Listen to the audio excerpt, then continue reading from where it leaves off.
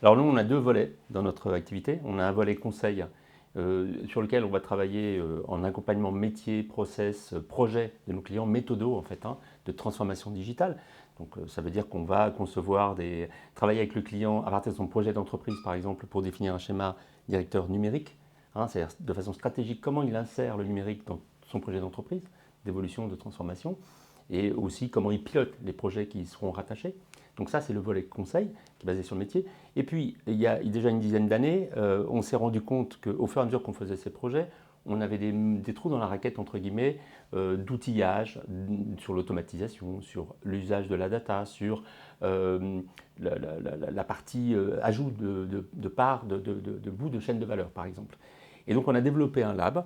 Au début, c'était vraiment que pour ça, pour aider à faire des solutions ad hoc pour aider le client dans la mise en œuvre de son schéma directeur. Et très vite, c'est devenu des solutions qui étaient progicialisables dans certains cas. Donc, c'est devenu, au fil du temps, on a institutionnalisé en quelque sorte ce fonctionnement-là et on réunit nos clients régulièrement pour dire voilà, c'est quoi votre pain point aujourd'hui, vers quel axe vous voulez aller, est-ce que vous avez des problèmes réglementaires, des problèmes d'usage de la data, vous échangez entre vous sur les bonnes pratiques, et puis à partir de là, on peut construire une solution qui va répondre à un problème précis sur un temps très court, time to market. Donc le lab est là pour faire ça. Alors, et bien sûr, avec le temps, on a construit des solutions de plus en plus évoluées, mais à la base, c'est ça la structuration. Donc on a le pied métier, process et le pied technologique.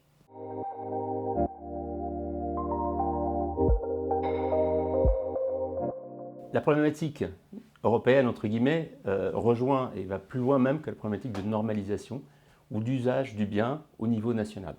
C'est-à-dire que on parle de supranational, on n'a pas aujourd'hui une normalisation internationale des usages, des règles, de la TVA, enfin de la fiscalité, etc. Donc la problématique qu'on a, c'est comment chaque acteur dans chaque pays voit le bien immobilier, la structure immobilière, le lot, le bien, le bail, etc. Et on se rend vite compte qu'il y a des usages. Alors il y a deux grandes familles, il y a les Européens du Sud, on va dire, les Latins, et puis il y a les Anglo-Saxons. Et il n'y a pas une bonne ou mauvaise vision, c'est simplement une approche différente. Ne serait-ce que d'un point de vue contractuel, donc il y a des règles préinscrites, entre guillemets, dans la réglementation française, par exemple, qui sont absolument pas du tout les mêmes sur d'autres pays. Mais on va aussi sur le niveau de la maille. Quand on pilote un bien immobilier, il y a une maille, on va dire, on va regrouper tout ce qui est au niveau d'un bail pour la partie France, et on va avoir un regard au niveau du lot en Allemagne, par exemple.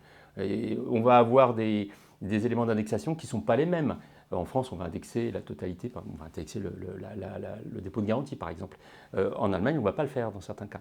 Donc, vous voyez, on a une vision découpée qui n'est pas la même d'un pays à l'autre. Donc, notre problème aujourd'hui, et ce sur quoi on travaille, c'est vraiment d'essayer de trouver un dénominateur commun entre tous ces usages européens pour faire une vision, pour obtenir une vision globale de ce qu'est un bien immobilier qui reste quand même un immeuble avec des espaces qui sont découpés pour l'usage professionnel ou personnel. Et voilà. Et donc, ce qu'on fait aujourd'hui, c'est d'essayer de réconcilier, en quelque sorte, les visions différentes d'un pays à l'autre pour obtenir un seul data model, en fait, d'une certaine manière, qu'on peut mettre à disposition de clients qui ont eux-mêmes des assets sur l'ensemble des pays. Ce qui permet aux propriétaires, à la maison mère, en quelque sorte des propriétaires, d'avoir une vision consolidée de ces biens et de pouvoir agir au niveau européen. Ce qui me motive, c'est que ça part du premier sujet, presque même du sujet précédent, donc du sujet de normalisation entre guillemets de la donnée. La norme pour la norme, ça ne sert pas à grand-chose. Mais à partir du moment où dans un métier comme celui-ci, de cette industrie de l'immobilier, où il y a beaucoup d'acteurs qui ont une vision différente en fait du bien, de l'architecte au gestionnaire, en passant par l'évaluateur, le promoteur, le comptable presque, on a une vision avec des données qui sont propres. L'objectif pour moi est vraiment quelque chose de fondamental que j'ai connu dans le monde de l'assurance dans le passé, c'est de normer tout cela.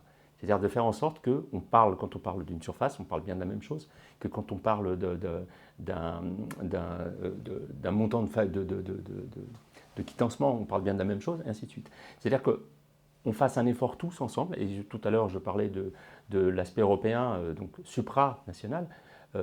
Moi l'objectif c'est que je soutiens cette association parce qu'il me semble important qu'aujourd'hui les acteurs aient un vocabulaire commun. Ça a l'air trivial, mais sauf que ce n'est pas la réalité. Aujourd'hui, sur le BIM, par exemple, on a des problématiques. Pourquoi? Parce qu'on ne parle pas du tout de la même chose, donc c'est difficile de modéliser un bien d'un acteur à l'autre.